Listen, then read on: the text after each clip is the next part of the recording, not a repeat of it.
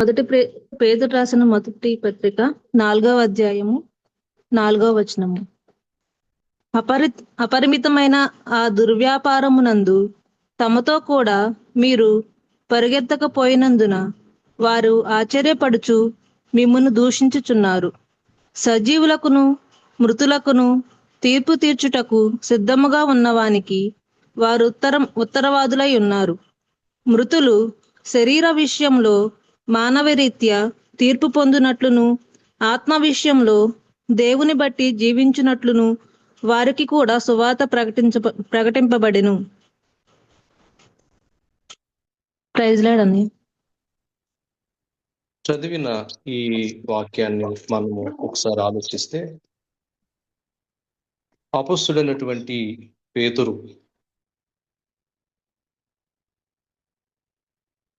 సంఘాన్ని బలపరుస్తూ క్రీస్తు శరీరమందు ఏ విధంగా శ్రమపడ్డాడో అదే విధంగా మనం కూడా క్రీస్తుకు మహిమకరంగా ఆయన మనస్సును ఆయుధంగా ధరించుకోవాలని మనం నేర్చుకున్నాం.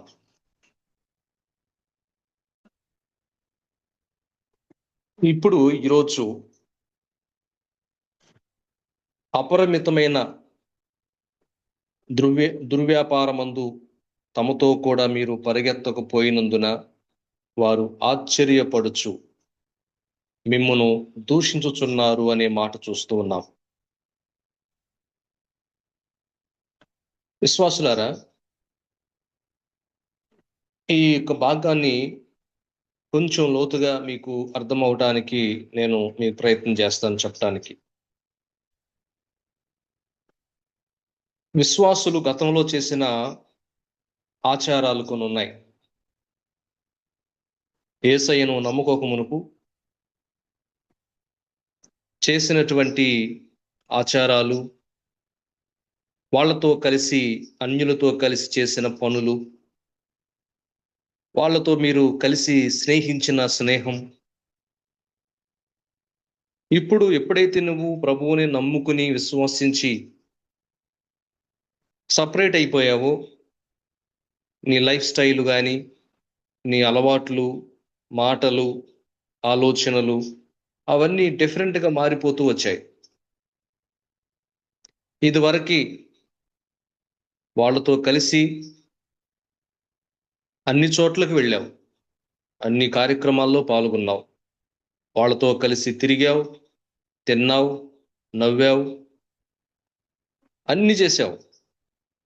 ఇప్పుడు యేసు ప్రభువును నమ్ముకుని ఒక పరిశుద్ధ జీవితాన్ని జీవిస్తున్నటువంటి నిన్ను వారు చూసి దూషిస్తున్నారు, నిన్ను విమర్శిస్తున్నారు. పేతురు అంటున్నాడు, ఒకప్పుడు మీరు 3వ వచనంలో పోకిరీ చేష్టలు చేశారు, వాళ్ళతో కలిసి త్రాగుబోతులు విందుల్లోకి వెళ్ళారు.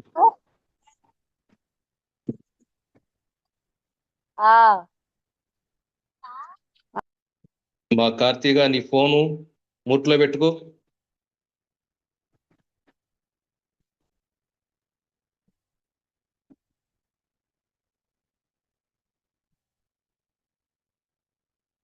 పోకిరీ చేష్టలు చేశావు, దురాశలతో నింపబడ్డావు, మద్యపానం చేశావు, అల్లరితో కూడిన ఆటపాటలు జరిగించావు, త్రాగుబోతులు విందులకు వెళ్ళావు, విగ్రహ పూజలు చేశావు.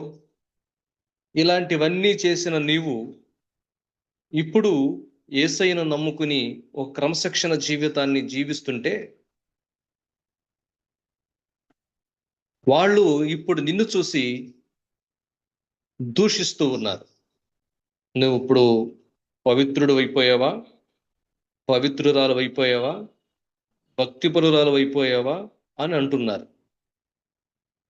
అదే అంటున్నాడు అక్కడ 4వ వచనంలో, అపరిమితమైన ఆ దుర్వ్యాపారమందు తమతో కూడా మీరు పరిగెత్తకపోయినందుకు. దుర్వ్యాపారం అన్నాడు, వ్యర్థమైనటువంటి ఆ విషయాలలో వ్యర్థమైనటువంటి ఆ పరిస్థితులన్నిటిల్లో పేతురు మాట్లాడుతున్నాడు. దుర్వ్యాపారమందు తమతో కూడా మీరు పరిగెత్తకపోయినందున వారు ఆశ్చర్యపోతున్నారు. ఏంటి, ఒకప్పుడు మనతో పాటు తిరిగాడు, ఒకప్పుడు రమ్మన్న చోటకల్లా వచ్చాడు, ఇప్పుడేంటి రానంటున్నాడు, ఏంటి ప్రత్యేకంగా ఉంటున్నాడు అని ఆశ్చర్యపడుతూ మిమ్మల్ని దూషిస్తున్నారట. ప్రియ దేవుని బిడ్డలారా, ఈ వచనాలను మీరు వింటున్నా మీరందరూ గమనించండి. ఒకప్పుడు మీరు ఇదే పరిస్థితుల్లో ఇప్పుడు ఉండుంటారు. మీరు కూడా ఈ విధమైనటువంటి మాటలు పడుతున్నారేమో, మీరు కూడా ఈ విధమైనటువంటి ఇబ్బంది ఫేస్ చేస్తున్నారేమో. ఈరోజు దేవుని వాక్యము ద్వారా ప్రభు నిన్ను బలపరుస్తున్నాడు. దేవుణ్ణి ఎరగనప్పుడు స్నేహించిన స్నేహం, దేవుడంటే తెలియకుండా, భక్తి లేకుండా, భయం లేకుండా బ్రతికినప్పుడు చేసినటువంటి సహవాసం, ఆ వ్యక్తులు ఇప్పుడు భక్తిలో, విశ్వాసంలో నడుస్తున్న నిన్ను చూసి దూషిస్తారు. వాళ్ళు ఆశ్చర్యపోతారు. ఏంటంటే ఇప్పుడు నీలో ఒక భక్తి విశ్వాసము వచ్చింది, పరిశుద్ధతగా జీవిస్తున్నావు, తల ఉంచుకుని నీ పనేది నువ్వు చేసుకుంటున్నావు. ఒకప్పుడు కదిపితే పోట్లాడేవాడివి, చిర్రమరాలాడుతూ కోపంతో రగిలిపోయేవాడివి. కానీ ఇప్పుడు నిన్ను చూసి వారు ఆశ్చర్యపోతున్నారు. ఎందుకంటే నువ్వు ఇలా మారిపోయావు. ఈ మార్పు కారణం ఎవరు? ఆ యేసయ్య కదా. పేతురు అంటున్నాడు, విశ్వాసులారా, ఒకప్పుడు మీరు అల్లరితో కూడిన ఆటపాటల్లో పాల్గొన్నావు, ఒకప్పుడు మద్యపానం చేశావు, ఒకప్పుడు పోకిరి చేష్టల్లో, దురాశల్లో పడిపోయావు. అలాగే స్త్రీలు, పురుషులు రకరకాలైనటువంటి తప్పుదారుల్లో నడిచారు. అయితే అది గతించిన కాలం. కానీ ఇప్పుడైతే దేవుని కృప వలన క్రీస్తు మనస్సును మనం ధరించుకున్నాం. అయితే మిమ్ములను చూసి, ఎవరైతే క్రీస్తు మనస్సును ధరించుకున్నారో వాళ్ళను చూసి ఆశ్చర్యపడుచు అన్యులు దూషించే రోజులు ఉన్నాయి. పేతురు అదే చెప్తున్నాడు. వారు మిమ్మల్ని చూసి దూషిస్తున్నారు, వాళ్ళు మిమ్మల్ని చూసి హేళన చేస్తూ ఉన్నారు. అయినా సరే ఎక్కడా కూడా మీ విశ్వాసంలో మీరు జారిపోవద్దని దేవుడు తన వాక్యం ద్వారా బలపరుస్తూ ఉన్నాడు.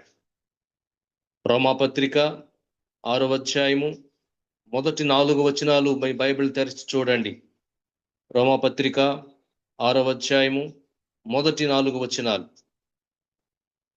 అలాగైనా ఏమందుము, కృప విస్తరించవలనని పాపమందు నిలిచియుందుమా? అట్లన రాదు. పాపం విషయమై చనిపోయిన మనము ఇక మీదట ఎలాగూ దానిలో జీవింతుము? క్రీస్తు యేసులోనికి బాప్త్యసం పొందిన మనమందరము ఆయన మరణములోనికి బాప్త్యసం పొందితమని మీరు ఎరుగరా?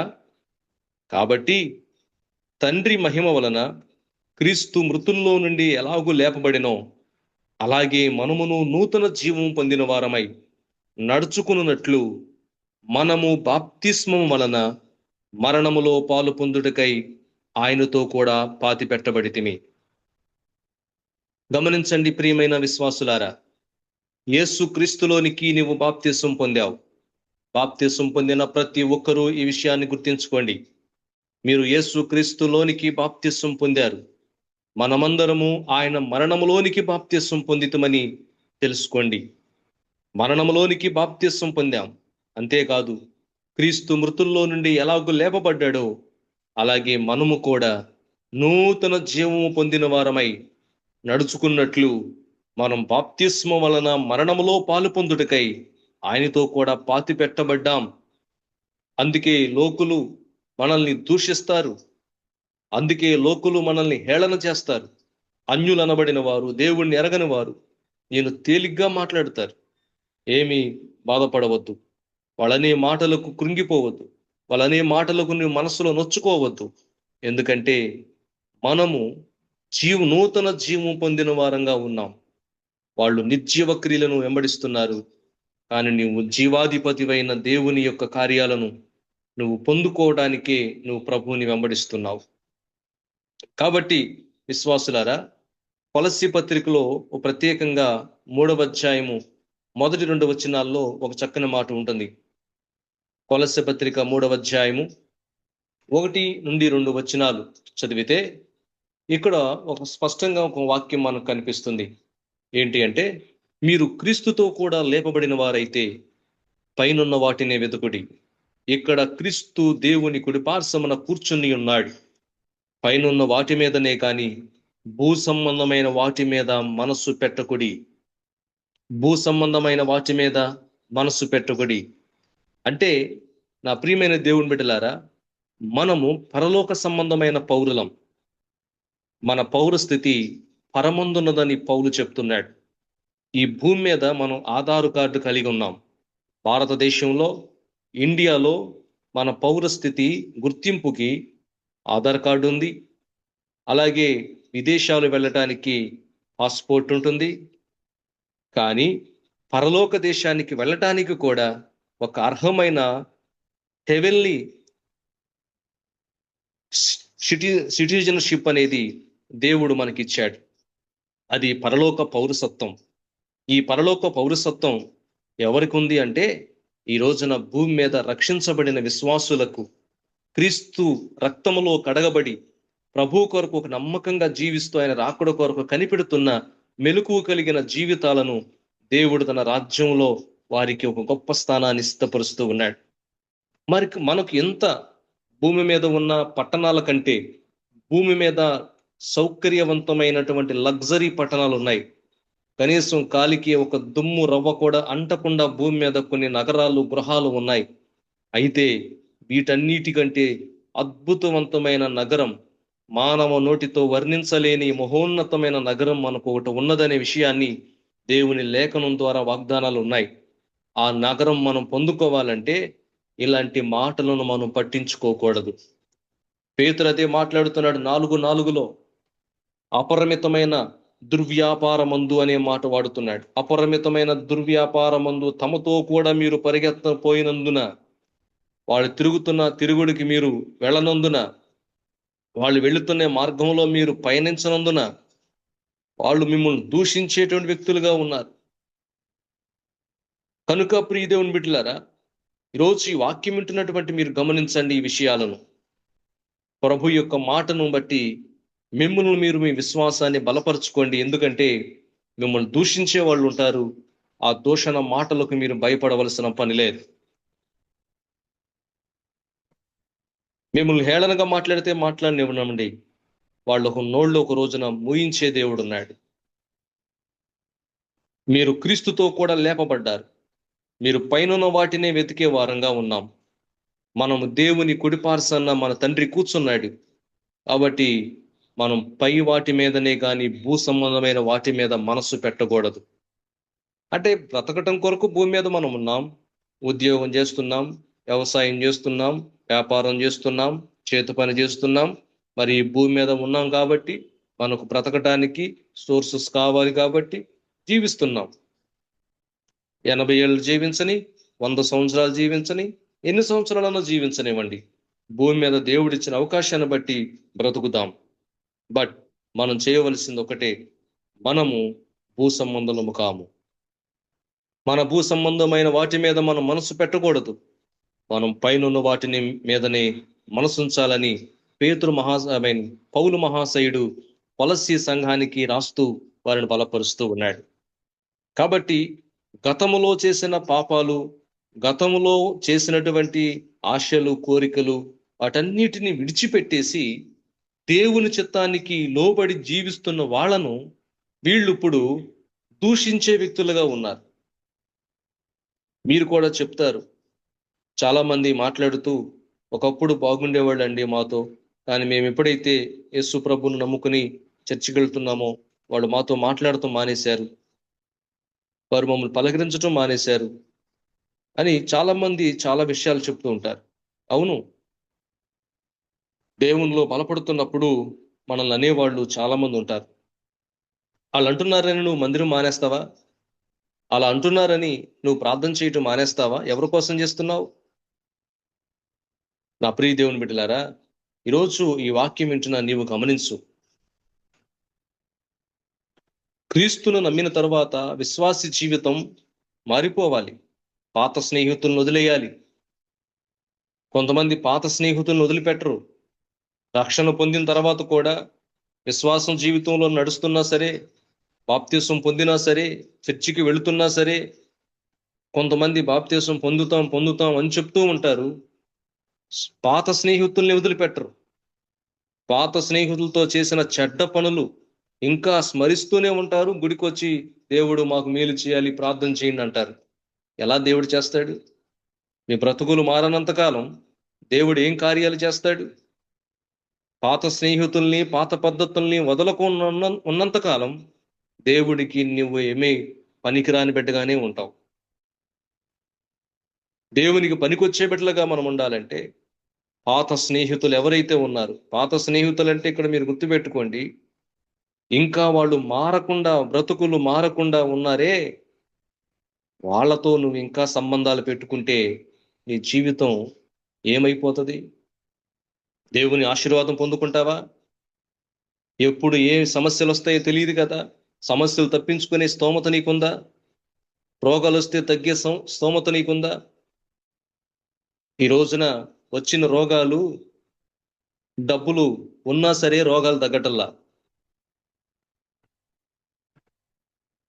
కోట్ల రూపాయలు ఉన్నవాడు కోట్లు తీసుకువెళ్ళి డాక్టర్ టేబుల్ మీద పెట్టి నా రోగం తగ్గించమంటే స్టేజీ దాటిపోయింది అంటాడు కానీ, డబ్బులు తీసుకుంటాడు కానీ వాడు రోగం తగ్గించలేడు. మరి ఇలాంటి భయం, భక్తి లేకుండా మనం ఎలా జీవిస్తున్నాం? అందుకే దేవుని వాక్యం చెప్తుంది, ప్రభువుని నమ్మావా, రక్షణ పొందావా, ఇంకా రక్షణ పొందటానికి సిద్ధపడుతున్నావా? జాగ్రత్త, నీ పాత పద్ధతులన్నీ వదిలివేయి. పాత స్నేహితులతో, ఇంకా పాప బ్రతుకులో ఉన్న వ్యక్తులతో నీవు సంబంధాలు కలిగి ఉన్నావేమో.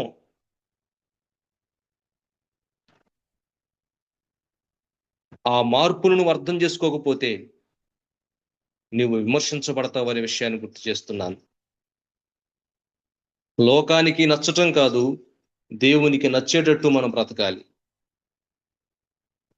నీ ఎదుటి వాడికి నచ్చటం కాదు, నీ చుట్టాలకు, మన బంధువులకి నచ్చినట్లుగా మనం కాదు ఉండాల్సింది, దేవునికి నచ్చినట్లుగా మనం బ్రతకాలి.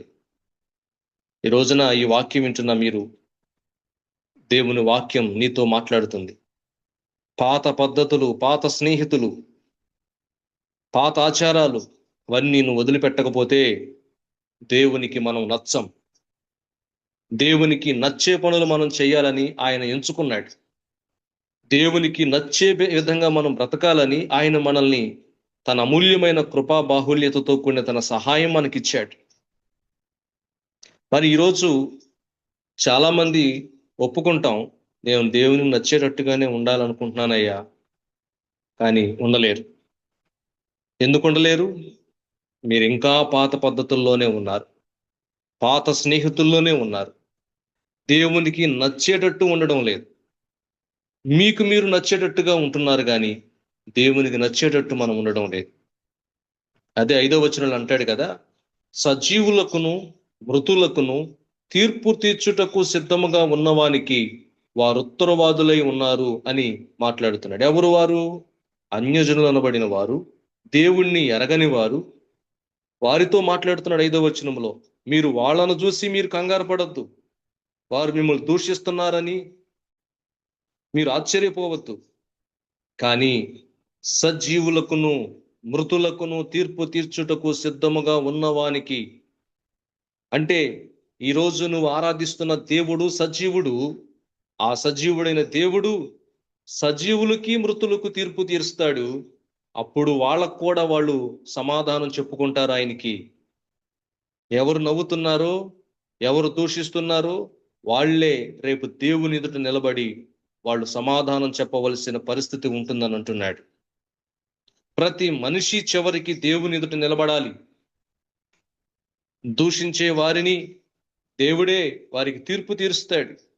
ప్రతీకారం మనది కాదు, న్యాయం దేవునిదే. అందుకే ఈరోజు ఈ వాక్యాన్ని వింటున్నటువంటి మీ జీవితాలను దేవుడు ప్రత్యేకంగా బలపరచడానికి పేతురు ద్వారా మాట్లాడుతున్నాడు మనతో. విశ్వాసులందరూ కూడా మీ విశ్వాస జీవితంలో ఎంతో నాణ్యమైన భక్తి చేయండి. నాణ్యమైన భక్తి, నికార్సైన భక్తి, ఆచారంతో కూడిన భక్తి కాదు, గుర్తుకొచ్చినప్పుడు ప్రార్థన కాదు, గుర్తుకొచ్చినప్పుడు పాటలు కాదు. మార్పు హృదయములో మొదలవ్వాలి, నోటితో కాదు. ఈ రోజున నోటి మాటలు ఎక్కువైపోయాయి ప్రజల్లో. నోటి మాటలు కాదు విశ్వాసులారా, ప్రత్యేకంగా మీరు గమనించండి. నోటి మాటలతో కాకుండా హృదయపూర్వకంగా ప్రతిదీ కూడా చేసేటట్లుగా ఉండండి. అప్పుడు దేవుడు ఇంత కార్యాలు చేయడు, ఖచ్చితంగా దేవుడు చేస్తాడు. దేవుడు మాట తప్పడు. దేవుడు ప్రతి హృదయాన్ని స్కాన్ చేసేవాడు. ఎయిర్పోర్ట్లోకి వెళ్ళేటప్పుడు ఎంట్రన్స్ లో స్కానింగ్ చేసి లోపలికి పంపిస్తారు. అంటే మన దగ్గర ఏమైనా ఎయిర్పోర్ట్ లోపలికి విమానాశ్రయంలోనికి తీసుకెళ్ళకూడని ఏమైనా ఉన్నాయి అనుకోండి, వాళ్ళు అక్కడే ఆపేస్తారు. స్కానింగ్ లో రిపోర్ట్స్ అన్ని, ఆ యొక్క స్కానింగ్, మన బ్యాగ్ స్కానింగ్ అవుతుంది, మనం స్కానింగ్ అవుతాం. ఏమండి, ఈ మనిషి కనిపెట్టిన వాటిని ఎక్కడో లోపల దాచుకున్నాయన్నీ, ఇష్టం లేనివి, తీసుకెళ్ళకూడని వస్తువులు ఏమైనా ఉంటే అవి ఏ విధంగా సిగ్నల్ ఇస్తాయో, పరమ తండ్రికి మనం ఎంత బాగున్నామో అన్నీ ఆయనకి తెలుసు కదా. అందే యెహోవా కన్నులు లోకమంతటా సంచారం చేస్తున్నాయి. యథార్థవంతులను బలపరచటానికి, సత్యములు నడుస్తున్న వారికి ఆయన కన్నులు లోకమంతటా సంచరిస్తాయి. అందుకే దావీదు అంటాడు, అయ్యా, నేను భూదిగంతముల వరకు వెళ్ళిన, సముద్ర దిగాంతముల మట్టుకు వెళ్ళిన, ఆకాశం మట్టుకు సంచరించిన, ఎక్కడికి వెళ్ళిన నువ్వు అక్కడ ఉన్నావయ్యా అంటూ వచ్చాడు. కాబట్టి దేవునికి దాక్కుని మనం ఏమీ చేయలేమని ఈ వచనాల ద్వారా అర్థమవుతున్నాయి. మిమ్ములను ఎవరన్నా దూషిస్తున్నా మీరు బాధపడాల్సిన పని లేదు. విశ్వాసంతో మీరు ఉండండి. తీర్పు దేవునిది. తీర్పు దేవునిది. అదే 5వ వచనంలో అంటున్నాడు, అదే సజీవులకును మృతులకును తీర్పు తీర్చేవాడు ఆయన. తీర్పు ఆయనది. మీరు ఏమాత్రం కూడా భయపడకుండా మీ విశ్వాసాన్ని కాపాడుకోండి అని మాట్లాడుతూ ఉన్నాడు. మరి కొంచెం నేను మీకు కొన్ని మాటలు చెప్పిన ఆ మాటల ముగింపులోకి వస్తాను. తర్వాత 6వ వచనములో ఒక మాట అన్నది, మృతులు శరీర విషయంలో మానవరీత్యా తీర్పు పొందినట్లును, ఆత్మ విషయములో దేవుని బట్టి జీవించినట్లును వారికి సువార్త ప్రకటించబడిన అన్నాడు. మృతులు అంటే ఇక్కడ శారీరకంగా మరణించిన వారు బ్రతికినప్పుడు సువార్తను విశ్వసించిన వారు అని చాలా మంది వ్యాఖ్యానకర్తలు బోధిస్తుంటారు. కానీ శరీరరీత్యా మరణించిన, ఆత్మీయతలో దేవునితో నిత్యము వారు జీవిస్తూ ఉంటారనే విషయాన్ని ఇక్కడ స్పష్టంగా మనకు అర్థమవుతుంది. అంటే విశ్వాసికి మరణం అంతం కాదు, అది దేవునితో మరణించిన తర్వాత ప్రతి విశ్వాసి నిత్య జీవములో ఉంటాడు.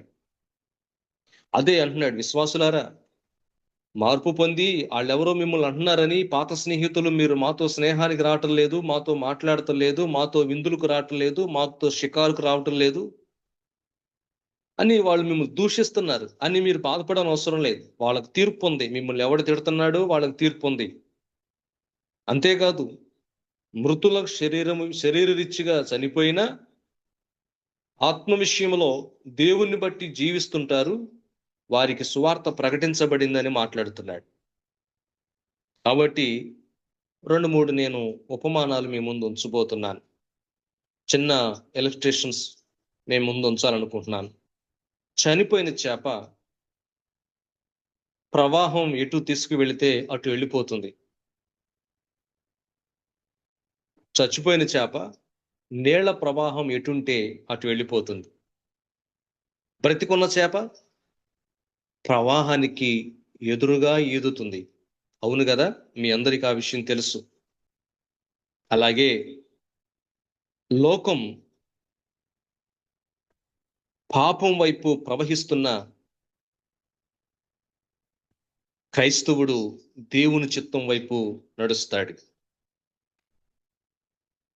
లోకం పాపం వైపు కొట్టుకుపోతున్న క్రైస్తవుడు దేవుని చిత్తం వైపు నడుస్తాడు. అంటే క్రైస్తవుడు లోకానికి ఎదురుగా నడుస్తాడు, ధైర్యంగా నడుస్తాడు, పౌరుషం కలిగి బ్రతుకుతాడు, విశ్వాసాన్ని కాపాడుకుంటాడు. పౌలు మహాశయుడు అంటాడు కదా, విశ్వాసమును నా పరుగు తుదముట్టించి తిని విశ్వాసమును కాపాడుకుంటుని నా కొరకు నీతి కిరీటము ఉంచబడి ఉన్నది అని అన్నాడు.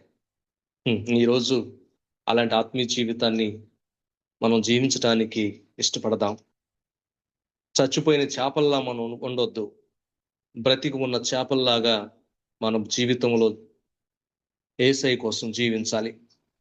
ఈ రోజున ఎంతమంది ప్రార్థనా మందిరాలకు వెళ్తున్నారు, సంఘాల నిండా చర్చి నిండా జనాలు నిండిపోతున్నారు. వేల మంది సంఘాలు, వందలాది మంది సంఘాలు, విశ్వాసులు కిక్కిరిసిపోతున్నారు. నిజమే, సంతోషం, అదంతా సంతోషమే.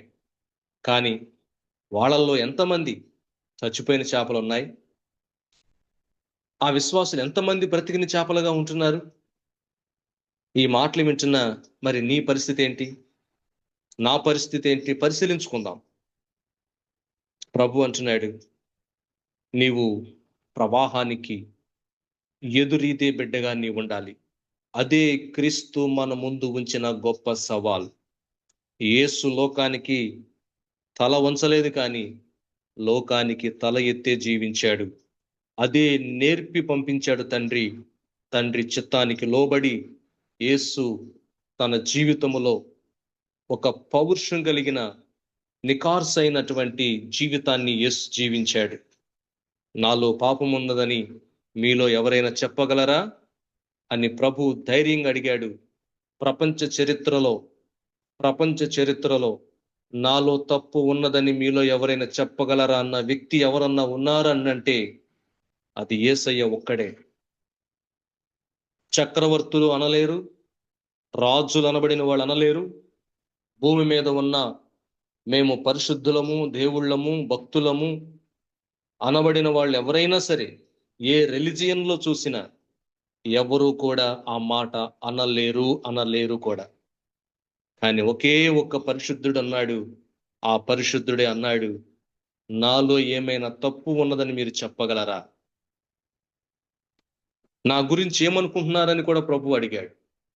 కొందరు ఏలియా అనియు, కొందరు ప్రవక్తలలో ఒకడనియు, కొందరు బాప్తిస్మిచ్చి యోహాననియు అనుకుంటున్నారని ప్రభువుకి చెప్పారు.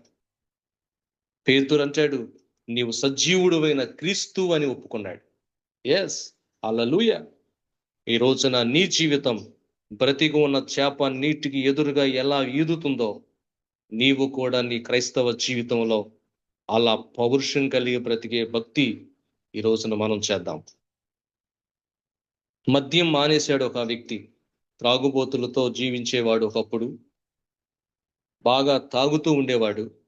క్రీస్తును నమ్మి మద్యం మానేశాడు. ఈ తాగటల్లా సిగరెట్లు కాలటం, బేడీలు కాలటం మానేశాడు. ఇప్పుడు ఆయనకి పాత స్నేహితులు కలిశారు. పాత స్నేహితులు కలిసి, ఎరా, ఇదివరకు మాతో కలిసి మందు తాగేవుగా, సిగరెట్లు కాల్చేవుగా, మరి ఏంటి నువ్వు మారిపోయావంటగా, నువ్వు మారిపోయావా అంటూ ఎగతాళి చేశారు.